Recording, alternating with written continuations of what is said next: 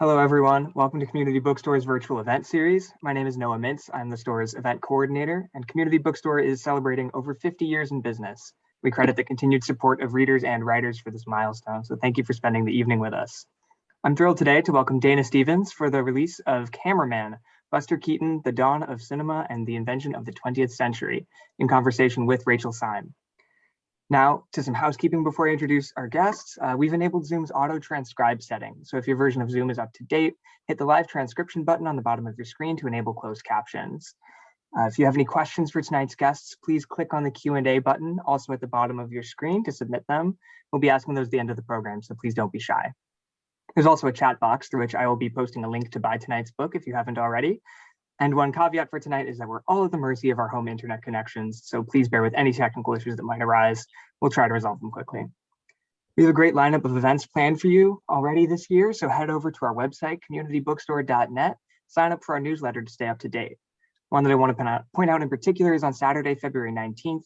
We're thrilled to welcome Nobel laureate Olga Tokarczuk and her Booker International Prize winning translator, Jennifer Croft, for The Books of Jacob, in conversation with Rabi Alameddin.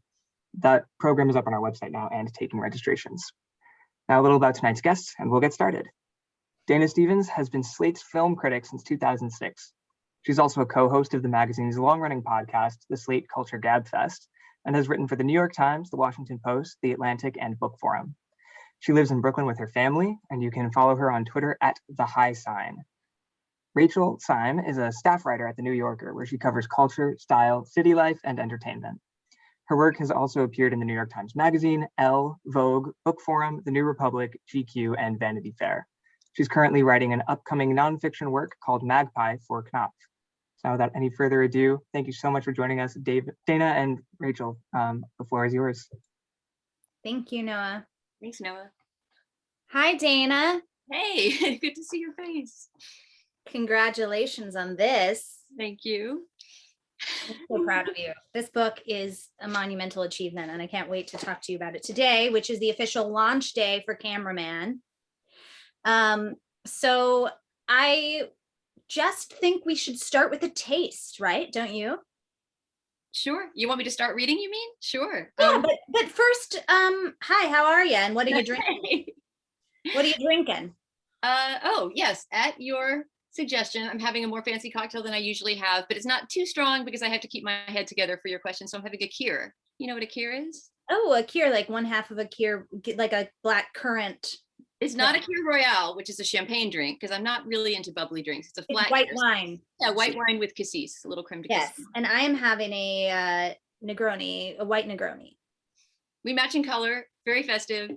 Yes, and we are both in Brooklyn, but not in the same physical space, but really just, 10 minutes away from one another. So hello from across the borough. Hello. So yeah, I think I would love for you to just open this with a reading from the book and, maybe set it up a little bit, give us a sort of a little sense of what morsel you're going to read for us, and then we can launch into our questions. Okay, yeah, I picked a short little passage to read. It's from near the beginning of the book. So it's about Buster Keaton's childhood.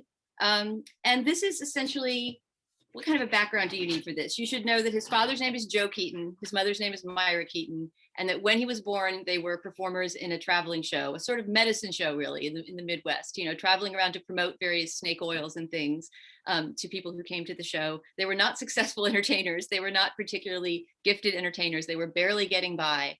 And then their first child is born. They're lugging him around with them on the circuit of the various shows they're trying to survive doing. And only when he's around, has just turned 5 pretty much, do they start to discover that he is a really talented performer. And so this is about the beginning of Buster's performing life. Great. I don't think you need any more background than that, but if so, I'll stop and explain it as I go. So this is from chapter 4, which is called The Locomotive of Juveniles. To understand what set the three Keatons apart in a turn-of-the-century entertainment market glutted with child stars and family acts, it's instructive to look at the intense response Buster engendered in turn-of-the-century audiences. Keep your eye on the kid, Joe instructed the vaudeville world in an advertising tagline that ran through the 1901 season. But when you read through contemporary coverage of the three Keatons, the admonition seems superfluous. One gets the sense that when Buster was on stage, audiences had their work cut out for them, keeping an eye on anything else. As a fellow performer wrote in the autograph book Buster carried with him for other acts on the bill to sign, he was the locomotive of juveniles, the fastest rising child star on the vaudeville circuit. During Christmas week of 1900, when he would have just turned 5 and had been a part of the act for 2 months, Buster is mentioned only as assisting in his parents' act at the Grand Opera House in Nashville. Exactly 6 months later, in June 1901, the Atlanta Constitution identifies him as the star of the Keaton aggregation of 3. By October of that same year, on his first tour of the Western Orpheum Theater circuit, the newly 6-year-old Buster, the tiny comedian who is the only member of the Keaton combination mentioned by name, is said by the San Francisco Call to live up to his name as a laugh maker, suggesting that less than a year into his stage career, Buster's reputation from the East Coast already preceded him on the West. Even a cursory glance through mentions of Buster in the turn of the century press makes one thing clear. He shot to the top ranks of a crowded field with astonishing speed. In January 1902, just over a year past his stage debut, the Richmond, Virginia Times placed the 6-year-old Buster at the top of the class of youngsters seen at the Bijou, and there have been some of the best at the popular Broad Street House. A few weeks later, the 3 Keatons were on the bill at Tony Pastor's, one of New York's premier vaudeville venues. By September of that year, the Scranton Republican noted that the 3 Keatons, who are the top liners in the New York vaudeville houses, have created much merriment this week at Dixie's Theater. Buster is acknowledged to be the brightest young acrobat on the stage today, and the act of the Keatons is one that provides constant mirth. By the time Buster was 7, he started to crop up in vaudeville coverage as a standard of comparison for other underage comedians.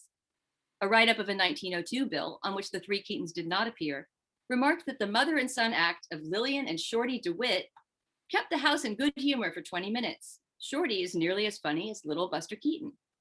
And by the age of 8, Buster was sometimes cited as one of the few saving graces on an otherwise subpar bill, the kind of performer that made even the most jaded critic sit up and take notice. A 1903 review in the Washington Times yawned that polite vaudeville at Chase's this week is largely veneer and little substance.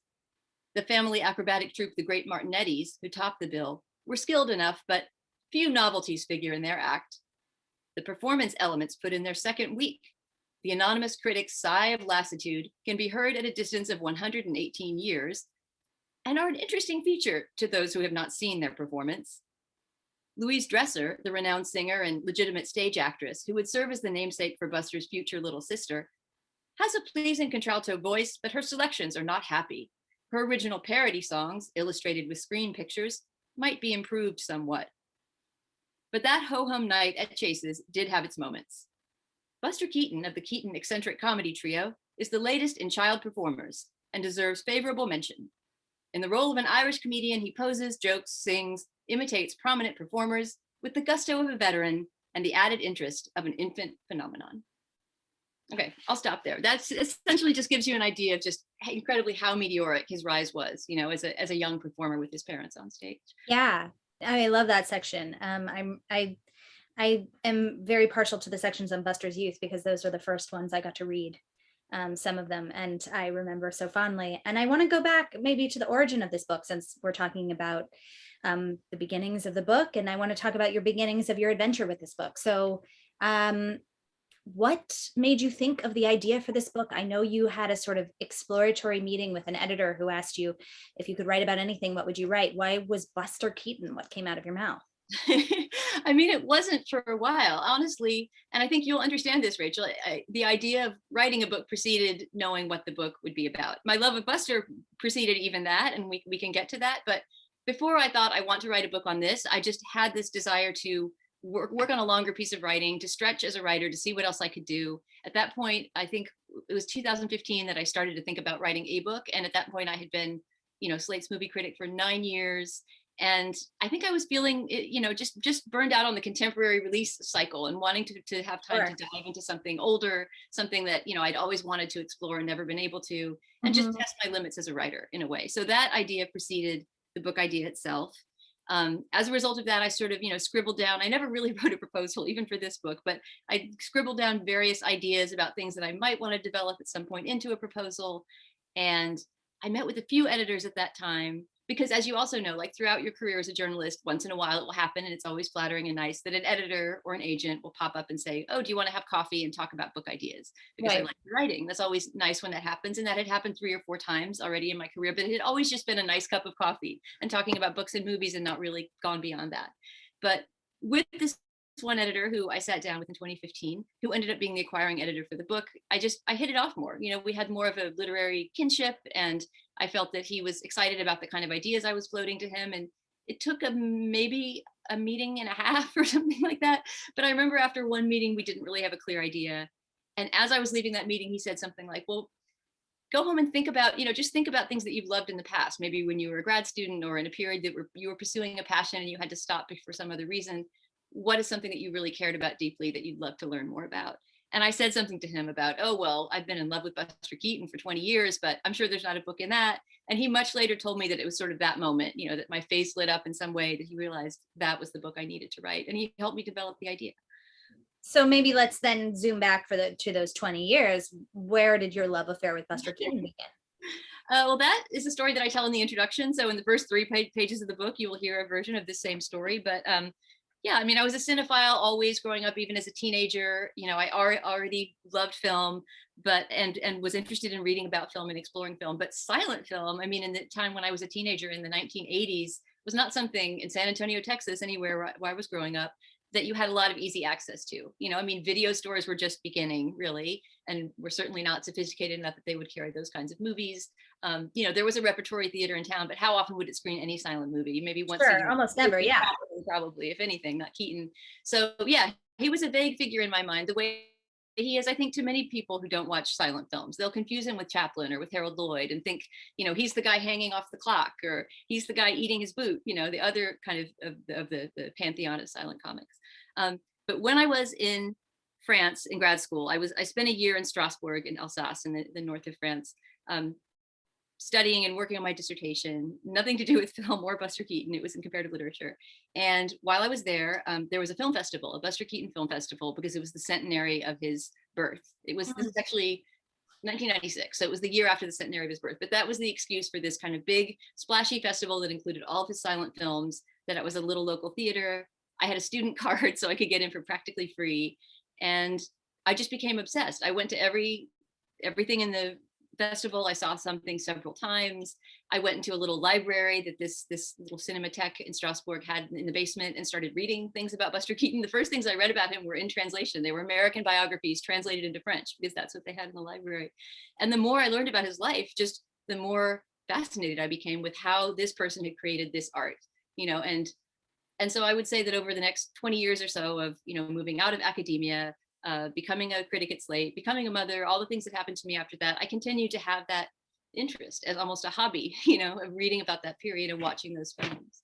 Before you wrote the book, what was your sort of cocktail party fact about Buster Keaton you would tell people when you tried to get people interested in him? It might have been related to something that I just read. I mean, I found his childhood really fascinating, so much so that it was hard to get out of that part of the book. At a certain point, I thought there's so much more to say. Maybe I should just repitch this as a book about Buster Keaton's childhood, everything that happened to him before he went into movies, because he had a whole career there.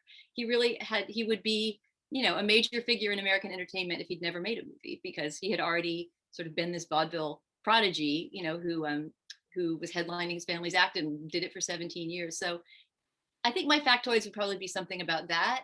And, on a less fun side than what I was reading, also just the relationship in his childhood to changes in child abuse law, child entertainment law of the time, which is something I write in those first chapters of the book. I think I was really fascinated by this image of his father hurling him across the stage and at the audience and into the wings, and that right. was the center of the act, right? I mean, something that now strikes us as just unbelievably violent, and they were known as the most violent family act in vaudeville, and yet audiences.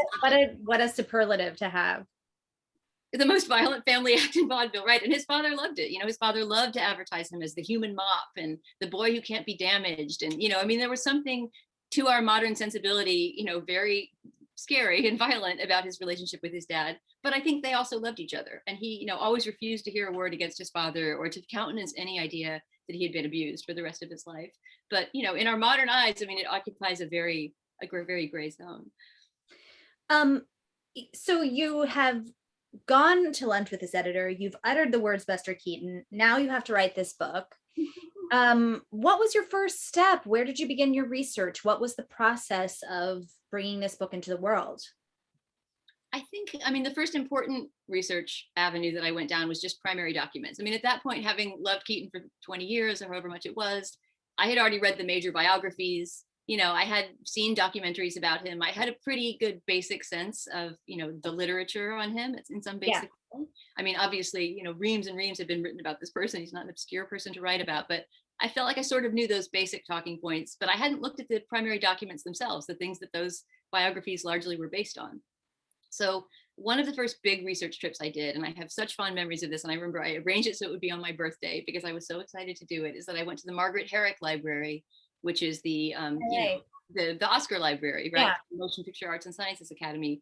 Really beautiful, like one of the greatest research facilities I've ever been in, and just in this beautiful little mission building in Los Angeles.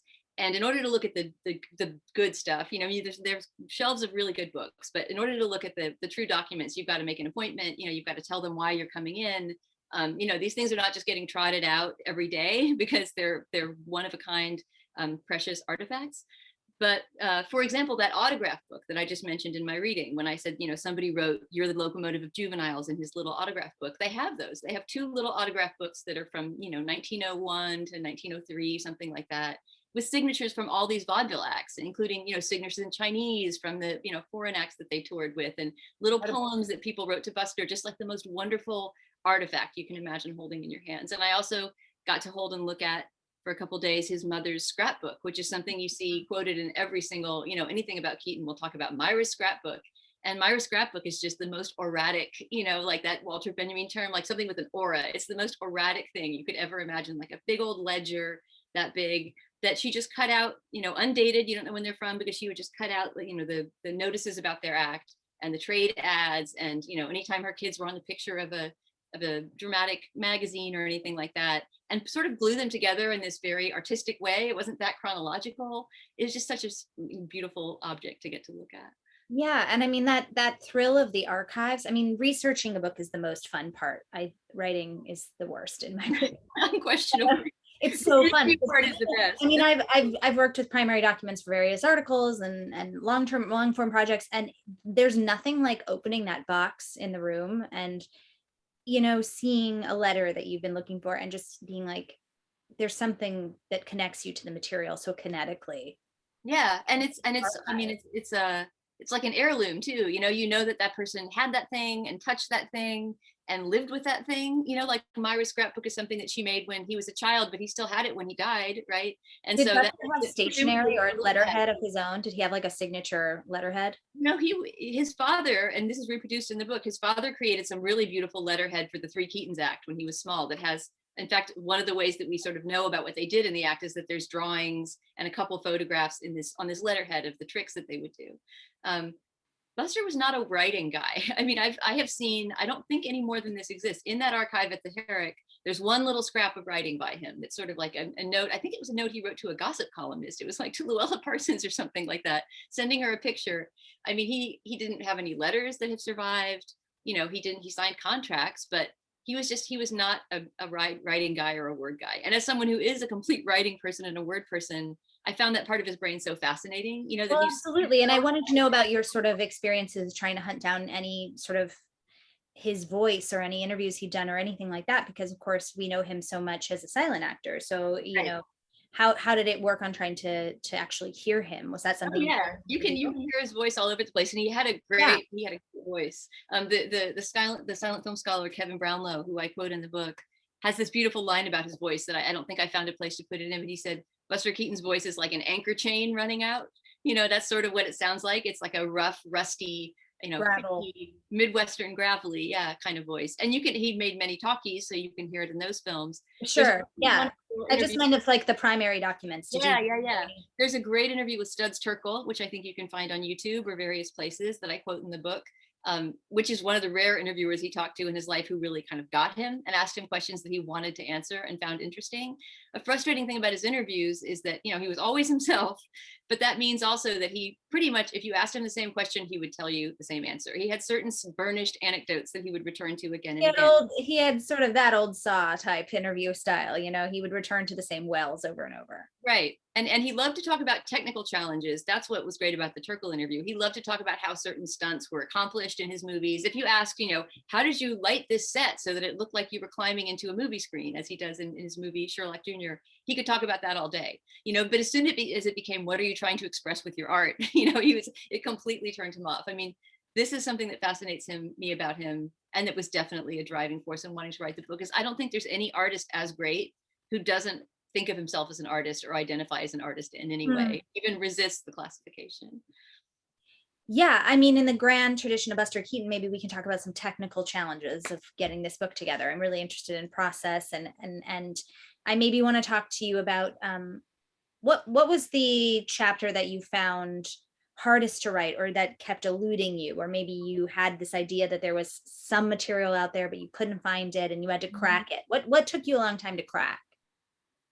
Oh man, I think my answer to that, when and if you read the book, it becomes very funny that this chapter is the answer, because this chapter is all about that. There's a chapter called The Road Through the Mountain that's late in the book, late-ish, in the last third of the book, and it's about Buster Keaton and F. Scott Fitzgerald, whose lives sort of, you know, didn't quite interweave. I mean, they worked at MGM at the same time. There's no evidence that they ever met each other, but in a strange way, their lives tracked this parallel, right? Their rise into superstardom in the early 20s and their difficult times in the 30s, their struggles with alcoholism, even certain things about their marriages kind of tracked together. And I wanted to write about something about them together. And that chapter was a bitch to crack. It was so hard. And part of it, I think, had to do with COVID in a way. It happened when I was writing it. You know, it wasn't right when COVID struck, but it was the fall of 2020. I was trying to write that chapter. So I know you'd wanted to get to Princeton or something, right? To look at Fitzgerald's work. Like, oh yeah, I mean, I would have. His Hollywood stuff is really in South Carolina, a lot of it. I'm sure I could have found things if I looked in his archives. That's another whole question, is that this would have been a much more archival book if not for COVID. And most of that kind of archival stuff I talked about is early on, before COVID hit. And once it did hit in 2020, you know, libraries were closed, you couldn't travel. There were, I guess if you had known exactly what you wanted from an archive, you might have been able to send an archivist in to get it. But what I wanted was to go leaf through the boxes. I didn't know it was in there. You can't make someone do that for you.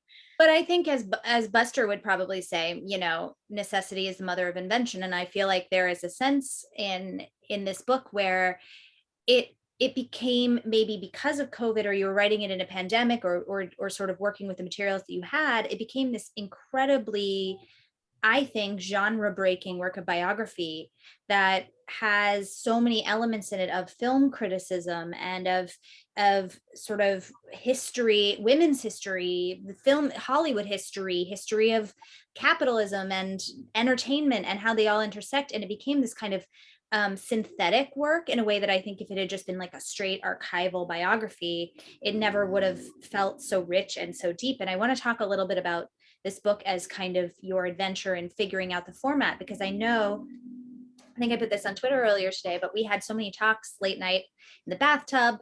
Dana and I love to take baths and talk on the phone, and about how your vision for this book was about taking Buster's life and using it to explain something about the 20th century, whether it was entertainment, ambition, fame, failure, success.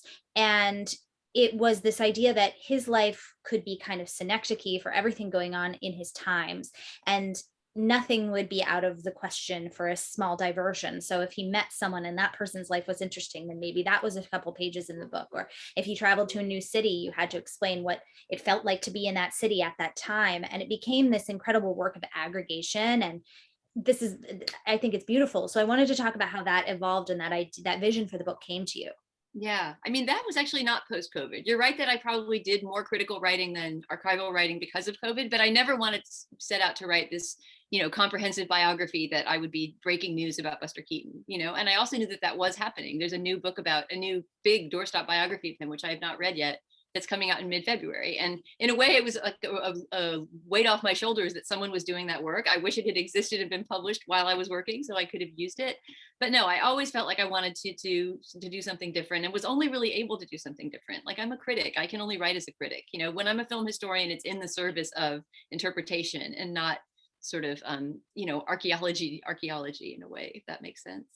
There's so many beautiful critical passages in this book. I mean, your film criticism must have informed this book on such a cellular level, but I want to go back and talk a little bit about that. Like, how did being a film critic for all of these years both help you write this book, and also what did you have to unlearn from your critical background in order to write the book?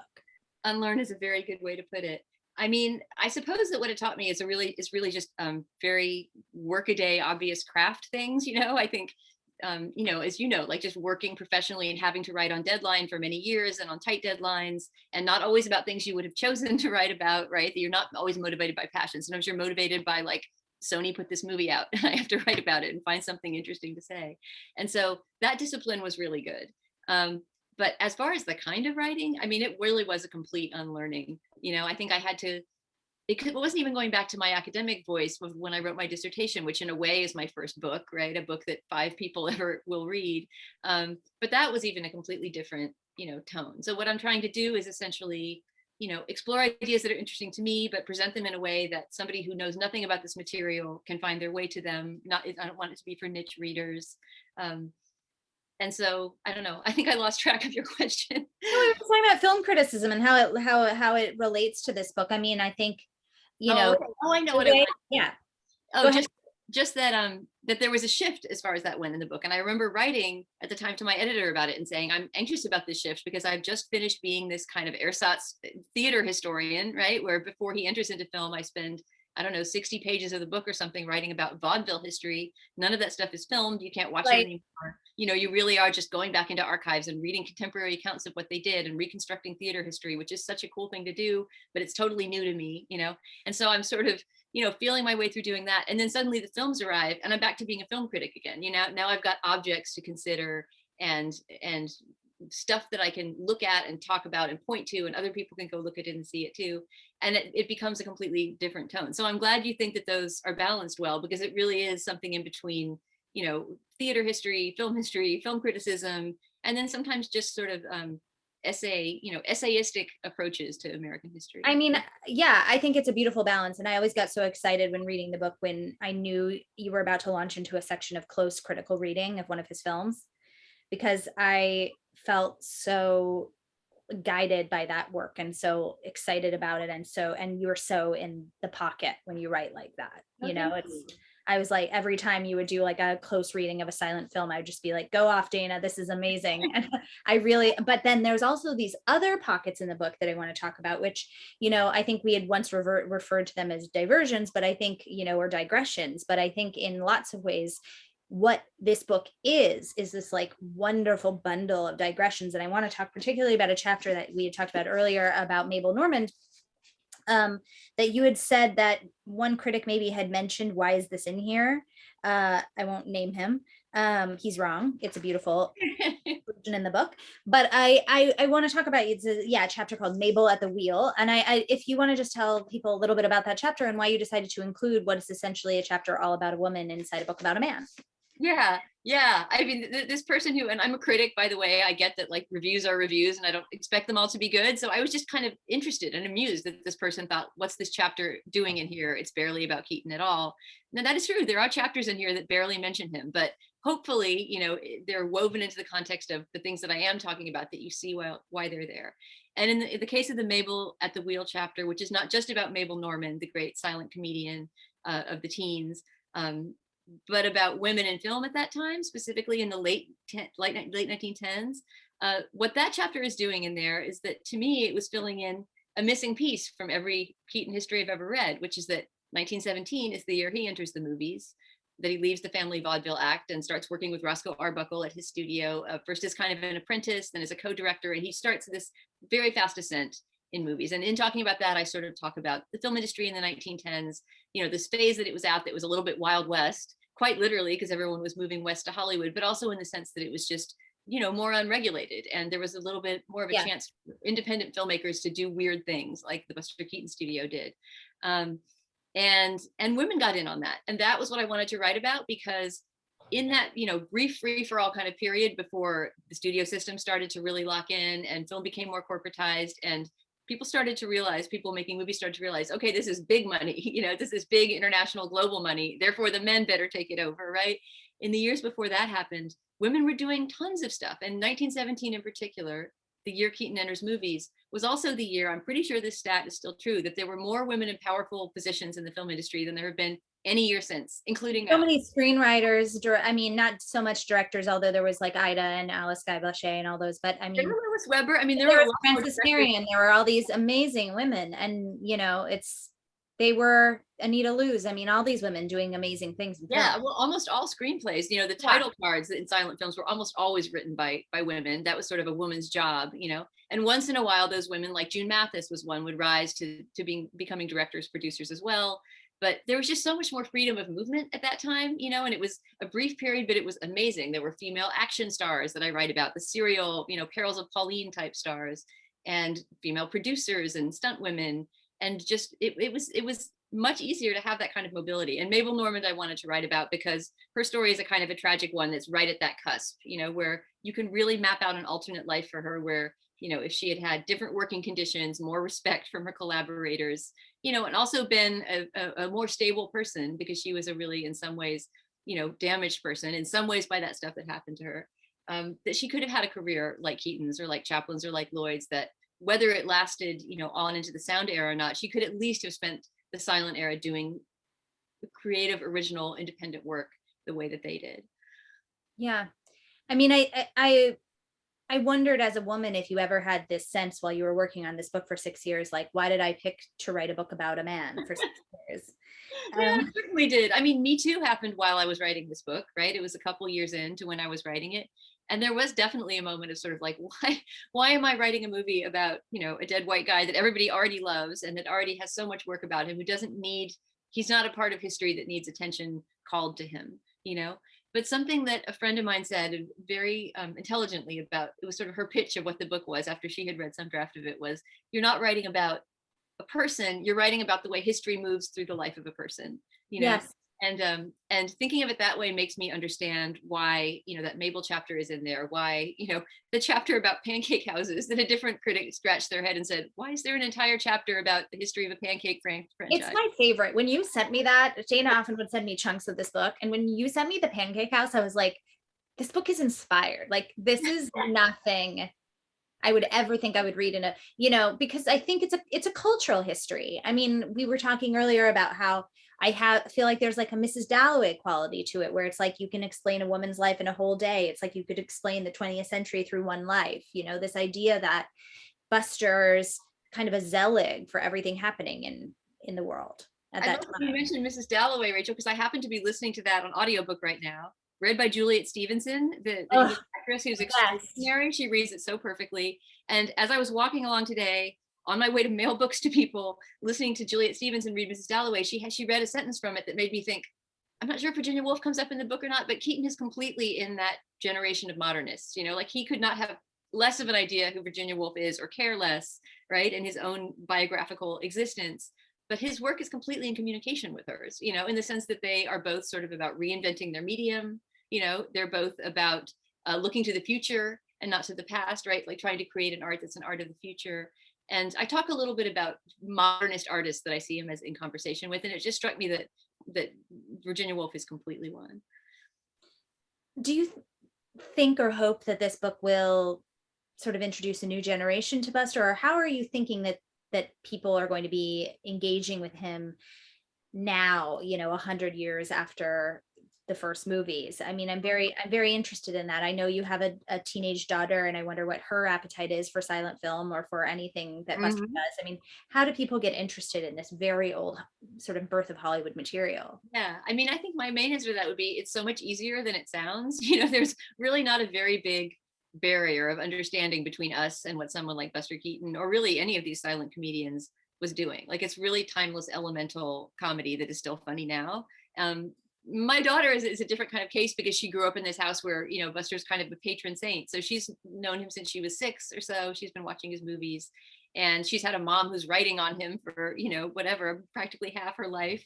So yeah, he's definitely a figure in our household, but I've never seen a kid not react to Keaton. In fact, we're doing a screening at a Museum of the Moving Image of shorts just for kids, you know, chosen especially for kids. That's so great, because I think I that know the they're gonna love pandemic was like, the main bummer was when Film Forum closed. It's like Film Forum Junior was over, and that was like the hottest club in New York. Like, you could not get your kid into Film Forum Junior on Sunday morning to see a Chaplin or a Keaton film. Like, it was like celebrities' children. Like, it was like a hot club to go to. I don't think I ever even tried.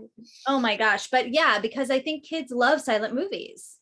Yeah, I mean, it's something also that is, of course, translingual, you know, transcultural. You don't have to understand the language or even be able to read the title cards to understand the action and the stories in those movies. And I mean, he was a born entertainer for children, maybe because he entertained as a child, you know, and was a particular draw for children, even in his childhood. He always wanted to work clean. You know, he had this very old fashioned thing about like nothing dirty in any of my movies or my stage acts. And yeah, I mean, he always appealed to kids his whole life. So I think that's a way in you can always trust to work. What was your sort of other than the chapter that was hard, more spiritually, like your dark night of the soul while writing this book? Like, were there any points when you were like, get out of my life, Buster, I can't stand you? That's such a good question to ask for somebody who's writing on a single subject, right? Like, do you ever just decide this is the wrong subject and I shouldn't have done it?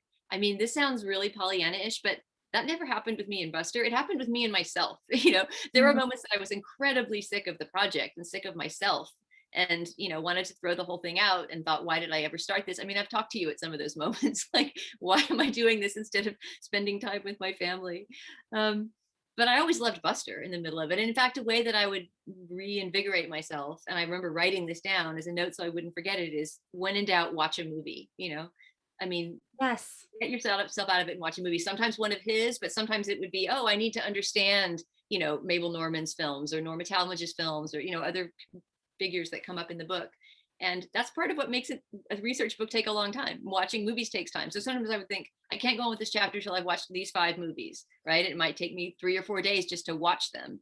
And but that always invigorated me again. You know, there was always something about them that brought you new thoughts, new sensations, and energized you to go back and write. And also to remember that it's supposed to be funny, you know, like when you get really down on yourself and it's COVID and whatever, it's depressing last few years. And there were many days that I was, you know, grumpily cranking away. And sometimes it was just great to remind myself, I'm writing about one of the best comedians of all time. Let's have some fun here, you know?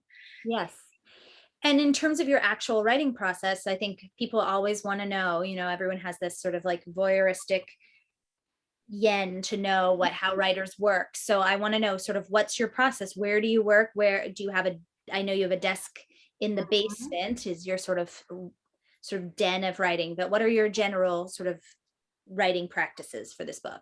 I mean, this is such a chaotic question to ask because of the period that it was written in, right? I mean, if you'd asked me before COVID, I would have at least been able to say, oh, there's a time and place of day that I write and certain rituals that I enjoy. But it was so catch and catch can for the last, you know, year and a half or so that it was just honestly, I mean, you know, many times it could just literally be, I don't know, I mean, escaping to a park bench outside and, you know, trying to get a signal and just to escape, to have a third place to go to. I didn't really have time. I didn't have places that were set. It was just sharing the apartment with the kid, whatever.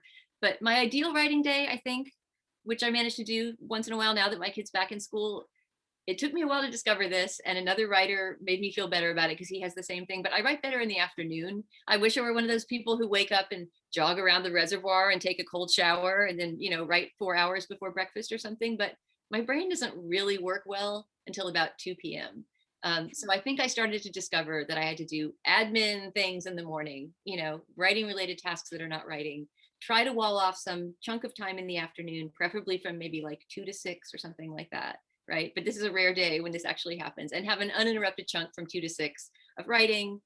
And for the rest of the night after that, if you really were on schedule, I mean, behind schedule and needed to do something, you can still read, you can still watch a research movie, you can still edit, right? I mean, you could still take notes or go over things, but the actual painful placing of words on page for me could only happen for so many hours a day. And it was usually in the afternoon. Yeah, I know. I always think like, I'm going to go in for another sesh after dinner. And then I'm like, no, my brain's just I tend to not, but I'm different than you. If it's not done by like 2 p.m., it's probably not happening. Yeah, I mean, I wish that I could become in relation to parenting too. I wish I could become a morning person, but it's never worked. How did you balance this work with the film criticism? Because I know you didn't really take a book leave that much. You just, I mean, my editors would disagree. I didn't take a book, but Slate was very generous, as they have been with all their writers who write books, I think, about letting me take a series of kind of rolling leaves, So I know I took off from just writing, not podcasting, for a couple chunks, where it might be like for the rest of spring, I would try to sit with my editor, Forrest Wickman at Slate, and figure out moments, when there weren't a lot of interesting movies coming out, where there was sort of a hole in the calendar, and say, okay, let's take these 6 weeks or so, and I'm just not going to file a piece for Slate. I'll keep podcasting, but, I have to focus on the book. And that probably happened 3 or 4 times over the course of these years. And at the beginning, I think it was really important for getting me started. But, honestly, by the end of it, I was kind of doing both. I was writing on movies for Slate and then spending whatever interstitial time I could find in between doing book stuff.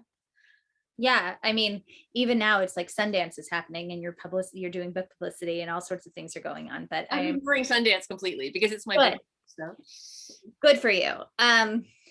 Yeah, I mean, I wonder how this, and maybe because we have so many good questions, I want to sort of get to my last few here, but how does this, I have a few questions about how this book has changed you or your outlook, and the 6 years of working on this book has sort of altered your brain, but I wonder, first of all, how has it changed how you look at movies? I mean, what has it taught you, sort of, even in all your years of criticism? What did writing this book do to deepen your engagement with film? Oh, wow. That's a good and hard question, because I can't say that there's a direct correlation between things I've learned from writing this book and the way I watch movies. I think that maybe it's made me enjoy pulling the scope out a little bit more. I think that critical voice you're talking about, and balancing it with one that's film historical, or, looking at some other cultural layer on top of the movie, interests me maybe more than beforehand. I think part of that burnout on writing reviews was maybe just sort of, a review is formulaic, but a review doesn't have to be formulaic, right? And writing about a movie doesn't have to take the form of a review. So I guess maybe the idea that not just Keaton's films, but every film is, a product of its moment, a product of so many contextual threads that you couldn't possibly pick them all apart. And to try to find that kind of framing, not that I'm able to do it for every new release, but hopefully that, a little bit more perspectival shifts in the midst of writing on contemporary culture. And then what did writing this book teach you about how to live a life? Because, we've always talked about biography as this kind of, people read it for the gossip, people read it for the history and the fun characters, but they also read it to sort of see a road map of a life, choices that somebody made, the way they did what they did. And what did sort of immersing yourself in Buster's choices teach you about your own life? I mean, it would be a strange life to take your life lessons from, because there were so many failures and there were so many struggles and hard parts in it. And also because I don't really identify with him in a way. It's because I find him so mysterious and impenetrable that I was fascinated by him. And there's few moments where I think, oh, I understand him at this moment. In fact, it's that desire to understand that keeps you researching. But his resilience, I guess. I mean, it's really hard to read this and not be inspired by his resilience, and there's a common and really reductive way of thinking of him, because he flew so high in the 20s and then he fell so hard in the 30s with the coming of sound and his descent into alcoholism and that rough period of his life, that it's easy to kind of think of him as this victim, casualty of Hollywood sort of thing, and then just close the book on it. But in fact, the last third of his life is so fascinating and so full of things that he was passionate about and enjoyed and wanted to explore. And he loved technology. He loved television. He loved doing the circus when he worked in a Parisian circus in the 1950s. He was always looking for the next thing in entertainment and the next thing in work. And he managed to find personal happiness. This is a whole other story, but after 2 really miserable marriages, he found personal happiness at the end of his life with Eleanor, his last wife. And so there's something reading in the last half of the book that has this very autumnal feeling that makes you feel like, even hard times can end, and people who, people can find their way back to happiness even after very hard times. So maybe that sort of lesson about resilience, like if he can get through that, then certainly I can get through finishing a book in COVID. And what are the sort of modern resonances for you of Buster Keaton's life and career? I mean, I feel like there's so many actors that take their comic timing from him, and directors that take their stunt timing from him. I mean, what is your sense of his lasting contribution to cinema? I mean, it's so baked in. It's hard to point to specific. You can point to people who cite him, certainly, and to artists that acknowledge their influence.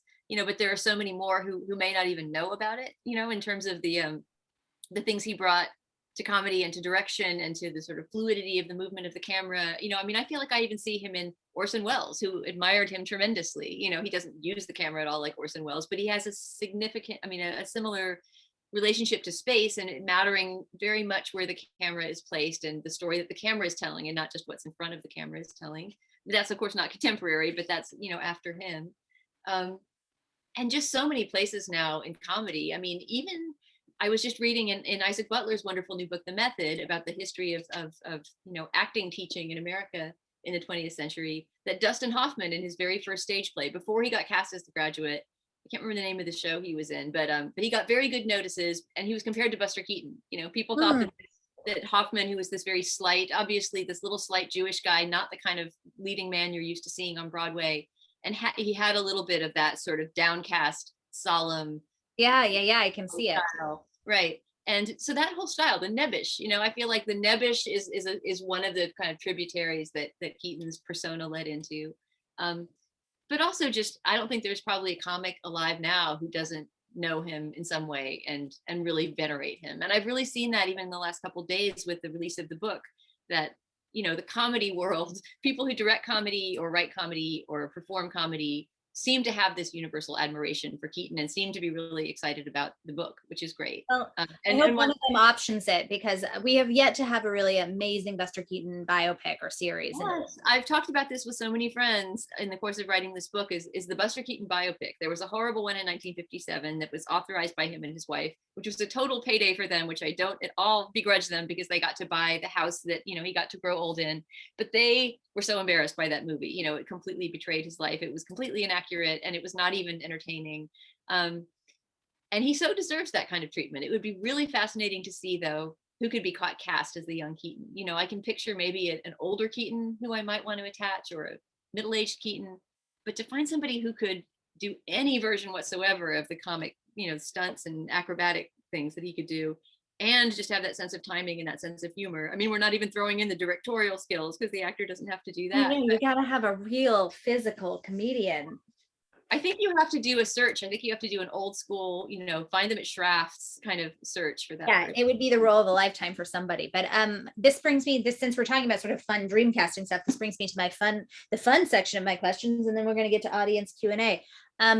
So I always like to do like some fun, like sort of book pairing ideas. So I wanted to ask, sometimes I write about perfume, and you and I share a love of scent. So I wanted to ask, if your book sort of had a scent or a perfume or a scentscape, what do you think it would be? Okay, I knew you were going to ask me this. You gave me a warning, which I thank you for, and I'm going to turn it into a perfume genie for you. The thing that you do where you recommend perfumes for people based on kind of sensory input. And I'm trying to think of a combination of what Buster might have liked to smell, what he might have smelled like, and something that's me brought into the perfume as well. So if you were mixing up a perfume, and then we can name it, a name would be great too, that smelled something like, I think it should smell somewhat woody and piney, because he was very outdoorsy and he loved to camp. He actually went camping on his honeymoon with his last wife. So it should smell a little bit like the outdoors. It should smell a little bit like tobacco, because unfortunately he smoked like a chimney and did eventually die of lung cancer. But tobacco can be a nice perfume scent, so maybe some tobacco in there too. And then for the me part, I like violets. I love the smell of violets. As you know, I love mushroomy kind of smells, like things that smell a little bit fungal and forest floor like. Yeah. So that's 4 notes right there: tobacco, pine, fungi, and violets. I would wear that perfume. That's beautiful. I mean, we would just call that Cameraman. Make it. Some perfumer out there, please make a signature perfume for Dana and for this book. Okay, so my second fun question, and there are 3, and then we're going to get to the audience, is if your book had a cocktail signature, what would it be? See, that's a tricky one. You told me about that one too, but of course, and we haven't gotten into this part, but because Buster was an alcoholic and he had these years, it's a little tricky. Down and out. Maybe it should just be dry book. Like it might have to be a virgin cocktail, but it has to taste just as delicious, which is a really hard call. Or maybe I would just drink it. I don't think that Buster would be too dismayed if I sat beside him and drank his cocktail. He loved whiskey, as do I. So I think he loved, bourbon, rye, those kind of brown whiskeys. And once again, I would put something in there that's a little bit sprightly, right? Because I wanted this book to have something that he has, which is a kind of mischievous sprightliness. So like, let's invent a drink that's something like, so maybe like whiskey with like sort of like a sprig of rosemary or something, something to like spice or with something citrus, like a little bit like a sidecar with something citrus, and then maybe, because I love thyme, and this is a book about the passage of time, we'll throw in a little sprig of thyme for a whoa. Did I blow your mind? Buster Keaton over time is a great name for a cocktail.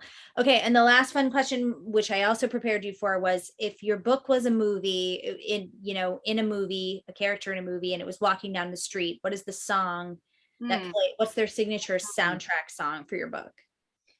I mean, I can talk about the music I listen to while writing sometimes. I would love to hear that. Same question. I have general music for writing that goes for anything, but this is specific to this book when I wanted to feel sort of period, but not be completely distracted by lyrics and things like that. I would listen to Scott Joplin, Ragtime, which is the music that I'm sure Keaton listened to, danced to. It was all around ambient in that period of him being a teenager and young adult. And I had a specific Scott Joplin album that I would sometimes, when I was screening movies that were still silent, because when you're watching a movie on archive.org or YouTube and it's a silent movie, they might not have a soundtrack with it. It is just an actual silent movie. And that's really hard to watch. You kind of need music to, bring you into the world. And so I would just open a separate window, put on Scott Joplin playing rag. It had to be him himself, nobody else playing, because he had his own way of playing his rags. And that was great. And there is also, this points to a chapter in the book. It's one of my favorite chapters and was fun to research.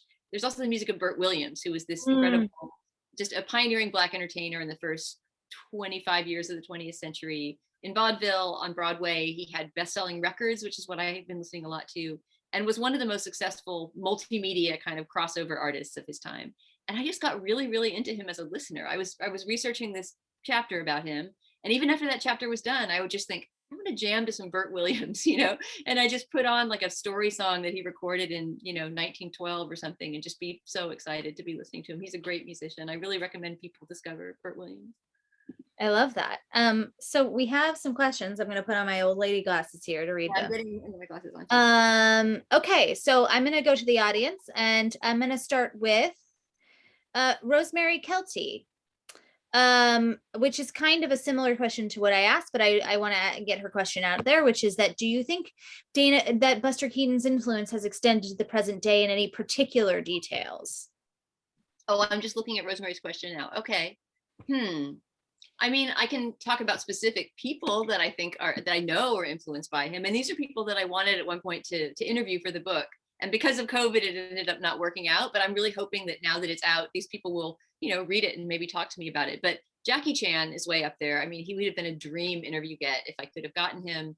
And he is someone who I really think is one of the few people alive who's really channeling that kind of Keaton history and humor in his body. He doesn't just respect it and, kind of reference it, but he is actually kind of living it. He was also a child entertainer and has been moving in that way, in that very athletic and sometimes dangerous way since he was a tiny child. So I think, like Buster, he has that instinctive ability to do physical comedy. So yeah, Jackie Chan, certainly all over the place. Legacy of Buster is running through his work. Where else do I see him? I mean, Edgar Wright, the English director who loves to do physical comedy and slapstick, has also very explicitly referenced Buster, and I know kind of venerates him as an entertainer. I mean, these are just more like references in contemporary film, so I'm not sure if this is what you're asking. John Wick 2, the Keanu Reeves movie from a couple years ago, opens with a scene of, I believe it's John Wick, Keanu's character, careening around on a motorcycle through some street, and as he's passing a big building, on the side of the building is being projected Buster Keaton on a bicycle, I believe, from Sherlock Jr. So I think those kind of parentages, there's not many directors who wouldn't love to kind of get in on the coattail effect of, what Buster Keaton did to audiences. But those are three places that I see it happening.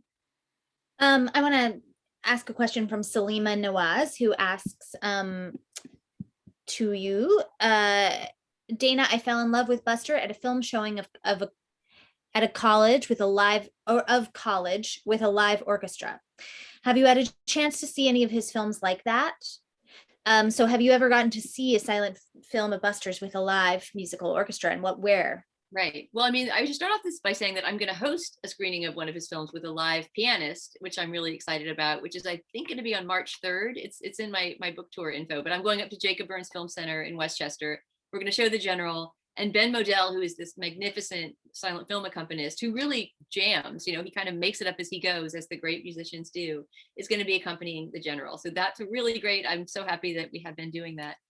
I've seen silent films that are live accompanied, for sure. I mean, over my many years of going to silent film festivals and things, I've often had that experience, whether there's a symphony orchestra or an organ or a piano. But I don't know that I've seen a Keaton one. Oh, no, I'm wrong. At the Buster Keaton, International Buster Keaton Festival, which I've been to 3 times in the course of researching this book and hope to go to again. It takes place in Muskegon, Michigan, which is a big part of his history, as you'll see if you read the book. That's where his family used to go for summers, and there's a kind of actress colony there. Yes, wait, Dana, sorry to interrupt you, but someone else's question was about Buster's connection to Michigan, so maybe we can roll them. Okay, well, let's all bundle it in. Yeah. Anyway, when you go to the Buster Keaton convention in Muskegon, Michigan, there's this glorious, I believe it was built in the 30s, but a glorious movie palace, right, with the full-on, just, I don't know, carvings and gorgeous paintings on the ceiling, and it's like seeing a movie in the 30s. And there's an organ there. There's one of those great organs. I'm not sure if it's on a riser that comes up, but it's a real silent film organ, and they bring somebody in who's fantastic. So I have seen in that scenario organ accompaniment. But I feel like, yeah, that would be something that would be really great to revive if we do start showing silent films in theaters again, is that if you really want to have an experience that was anything like you would have in the 20s, you'd have somebody, at least a violinist or a pianist or somebody there playing live music along with the show. And speaking of The General, Randy Mendez asks, Dana, what Buster Keaton real-world locations have you visited or do you hope to visit? I'm very excited to be taking my daughter to our nearby The General locations this summer.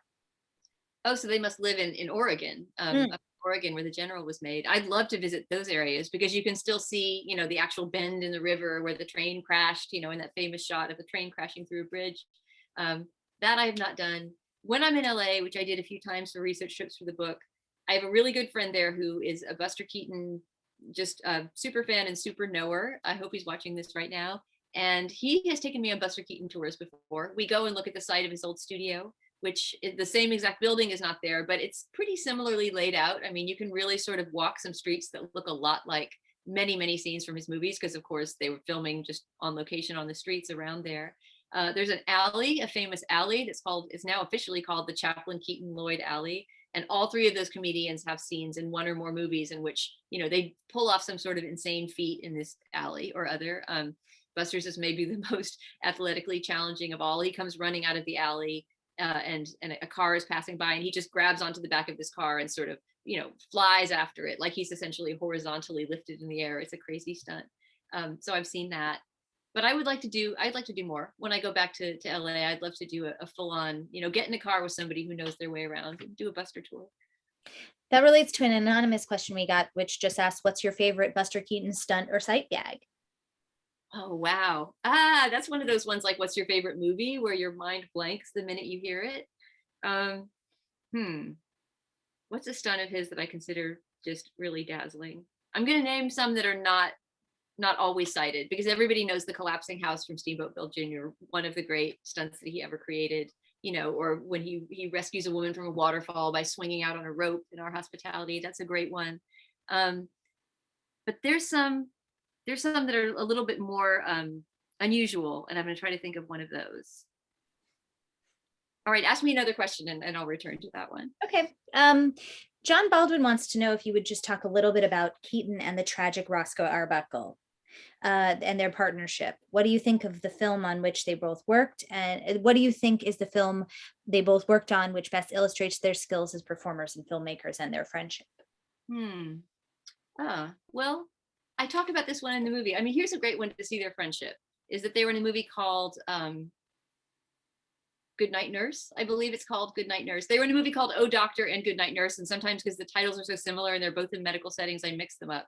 But I can sort that out for that person later. And there's a really great scene in that where he and Roscoe Arbuckle flirt together. Roscoe Arbuckle's dressed up as Miss Fatty, his female character that he used to go and drag as. It was sort of a common persona he would take on. And And there's just this very silly scene where they run into each other in a hallway. Keaton doesn't recognize that, you know, the guy who's trying to escape this sanitarium has actually dressed as a woman, and he just thinks, oh, it's this comely nurse, I shall flirt with her. And there's a really silly scene of the two of them, you know, making googly eyes and exchanging glances in the hallway, and it's obviously riffed and improvised completely on site. They're obviously making up as they go along, and they're obviously cracking each other up. There's a moment when you see Keaton turn away and cover his face and look toward a wall. He's trying to keep from laughing because one of his best friends is, you know, cracking him up in this skit. And so that's a moment both to see the side of Buster that wasn't somber, that you see more in his really early films with Rosco, and also just to see their friendship and their creative partnership in action. I just want to make sure we have time for all these questions, because we're at time now, but I think we can go over another like 5 minutes. Yeah. So yeah, let's do a few more questions.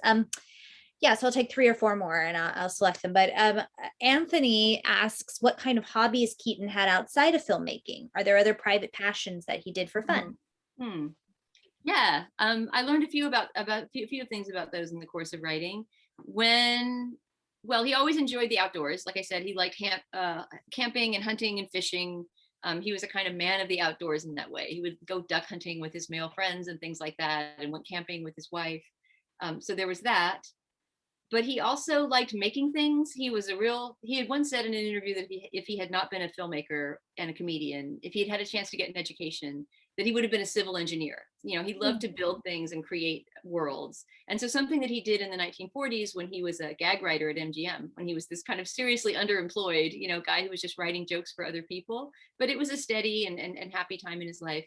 He would build Rube Goldberg machines basically in his office. He would sit in his office at MGM and create these crazy, they would take up a whole table sometimes, you know, rigs where there would be tubes and slides and pulleys and, you know, like I think in one of them, a walnut went up a ladder and then fell down various tubes and pulleys. And then at the end, a little hammer would come down and crack the nut.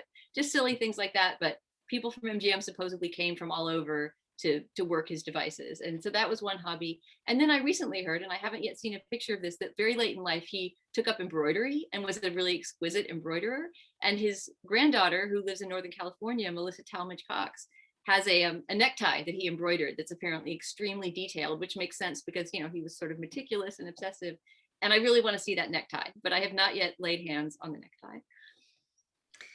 I'm going to take 2 more actual questions and then we have a request, and I think that's where we'll end. So I'm sorry if I can't get to everyone's questions, but I apologize. I'm just trying to choose a few more.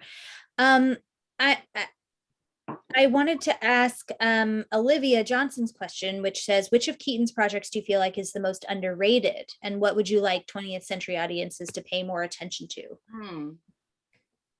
That's a great question, because his silent films are so highly rated. You know, I don't think there's many that are languishing in obscurity, and there's not that many. You can watch all the silent films he made within the course of a week, and you wouldn't even be watching all day every day. So maybe if you wanted to know something more about him that's less known, I would look at some of the later things. And, you know, that makes some people sad sometimes because he lost a lot of his creative control. And there's not a movie that's entirely directed by him other than sort of industrial shorts and commercials and things like that, really for the rest of his life. You know, after maybe that's sorry to interrupt, but it helps us loop in one more question. I can kind of like do a twofer here, because Anna asks why he took up some roles in bikini movies and other projects of low quality. Right. Okay, well, that's a separate thing. Well, I will get there, but I think the person who's wanting to see other interesting things he did could look to some of the work he did in the 1950s and 60s that was not commercial, you know, was not done merely to be commercial work, that were like things that he cared about doing. And he wasn't often for long in front of the camera, but you can see him doing tiny things in Sunset Boulevard, the Billy Wilder film, right, where he has a cameo in The Good Old Summertime, which was an MGM musical with Judy Garland. And they gave him a pretty big part in that, basically because they needed someone to do really big falls at the end, and there was nobody else at MGM who could do them. So even though he was, you know, in his 50s by then, he played the kind of comic relief slapstick guy in that. And he also choreographed a sequence with Judy Garland that's all about physical comedy. And if you watch the movie In the Good Old Summertime, you can tell exactly when it is. You can tell which scene was essentially directed by him, because it's a perfect little moment of physical comedy involving Judy Garland and her dress getting caught in the spokes of a bicycle. Yeah, and those movies he did that were not as good, bikini type movies. Oh, the bikini movies, yeah, that's a whole different thing. That's a little bit later in the early 60s. At that point, Keaton had sort of decided, I mean, he only wanted to work on things for two reasons, because they were creatively challenging to him, or because they made enough money to keep his family going, right? I mean, this is somebody who supported his entire family of origin, basically his whole life from when he was 5 years old or so. And also by the time he was an older man, had, you know, a wife and children to support, and his first wife, Natalie Talmadge, had a younger wife than him who he wanted to stock away money for after he was gone. So he never said no to work, really. You know, I mean, those beach blanket movies, he scoffed at them. When asked about them in one interview, the interviewer described him as making a contemptuous noise. You know, he just sort of sputtered at them and waved them away.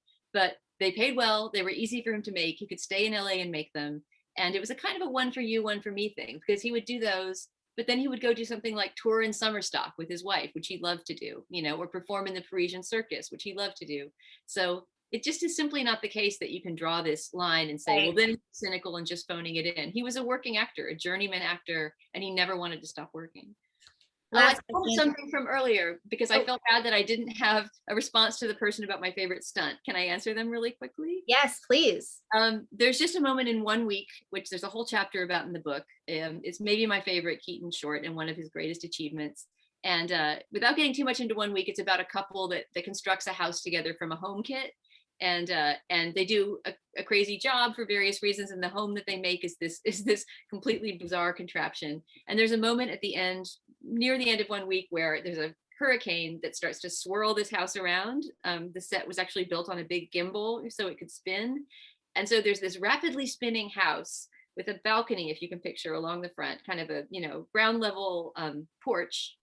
And he just does this amazing stunt where, as this set is whipping around, he's running around trying to get in the front door, and he keeps jumping onto the porch, running the length of the porch, jumping off, the house spins around, he does it again. It's 2 or 3 times that he does this just athletically mind-boggling thing, and does it in a funny way.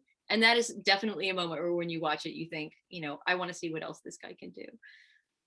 So we're going to end with, I love that, 1 week, you said it's called 1 week? 1 week, yes. 1 week. Perfect. Everyone go check out 1 week and get your copy of Cameraman. But I want to end with a request from your editor, Forrest Wickman, who says, this is not a question, but I promise it's also not a comment. So don't worry, he's not ending up being the comment, not a question guy. He says, let's call it a request or a suggestion, and it's gotten upvoted. So I think this is a very popular request, which is that you apparently have a Buster Keaton poem. Yes, I do. It's at the very beginning of the book. And he says he's loved it for years, but he's not sure he's ever heard you read it. And maybe it could be a benediction to us all if you would read your Buster poem as a way to end. Oh my gosh. Okay, Forrest is my editor at Slate, I should say. He's been my editor for years, and I'm totally touched that he knows this poem outside the context of the book. I can't imagine how, and I'm going to ask him next time I see him. But yes, I'll read it. And again, this is in the first 3 pages of the book, so you can hear the story behind this poem at the very beginning if you want to read the book, but I will just read the poem, which, as a little bit of background, I wrote, you know, back in that period, 25 years ago, when I was sort of in love with Keaton in grad school, not really doing anything with it except reading a lot about him all the time. And this actually has a title, but I didn't print the title in the book. The title is Fall. Ever wester, ever faster, Buster, hasten your disaster. Scale the mast and list to keening. Buster, listen. Are you dreaming? Are you falling? Are you flying? Buster, cinema is dying. Film is falling, time a twister, sound unfurling her nor'easter. Not a whisper, never laughter. Buster, thank you for disaster. Thank you for this beautiful book, Dana. Well, thank you. Thanks for the conversation. Thank you. Wow, first of all, I don't think we've ever had a poetry reading at a nonfiction event. So thank you so much for this. This was fantastic. Dana, Rachel, thank you both for a really very fun conversation. Congratulations, Dana, on the release of this fabulous book. Thank you. Yay, Dana, everyone make a Cameraman. Ooh, yes, those of you at home, yeah, please consider purchasing a copy of Cameraman. We do still have some signed copies at community bookstores, so you can get them from us online or in the shop. And we hope to see you at another virtual event very soon. Thanks for joining us. Have a great evening, everyone. Thank you, Noah. Thank you, Dana. Thank you, Noah. Thank you so much. Bye.